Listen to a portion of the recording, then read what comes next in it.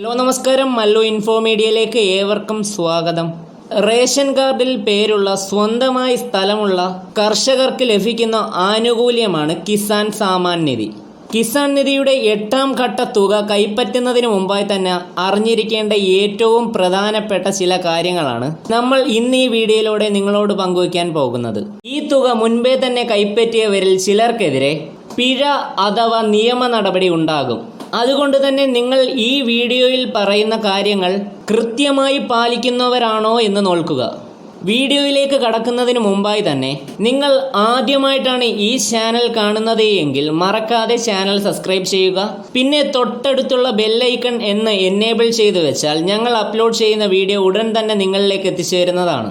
Video ഇഷ്ടപ്പെട്ടാൽ like ചെയ്യുക. അതുപോലെ തന്നെ നിങ്ങളുടെ വിലയേറിയ അഭിപ്രായങ്ങൾ കമൻറ്റ് രൂപത്തിൽ രേഖപ്പെടുത്താവുന്നതാണ്. ആദ്യം തന്നെ നമുക്ക് ഏറ്റവും സന്തോഷമുള്ള ഒരു കാര്യം പറയാം. പ്രധാനമന്ത്രിയുടെ കിസാൻ സാമാൻ നിധിയുടെ 8ാം ഘട്ട തുകയായ 2000 രൂപ ഈ മാസം അഥവാ ഏപ്രിൽ 20-നും 25-നും ഇടയ്ക്ക് തന്നെ കിട്ടുമെന്ന് നാഷണൽ മീഡിയാസ് റിപ്പോർട്ട് ചെയ്യുന്നുണ്ട്.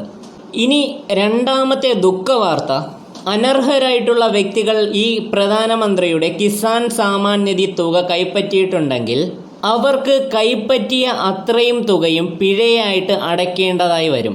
പിഴ അടയ്ക്കാത്ത പക്ഷം അവർക്കെതിരെ റവന്യൂ വകുപ്പ് പ്രകാരം നിയമ നടപടിയിലേക്ക് കടക്കും എന്നാണ് ഇപ്പോൾ കിട്ടിയ അറിയിപ്പുകൾ.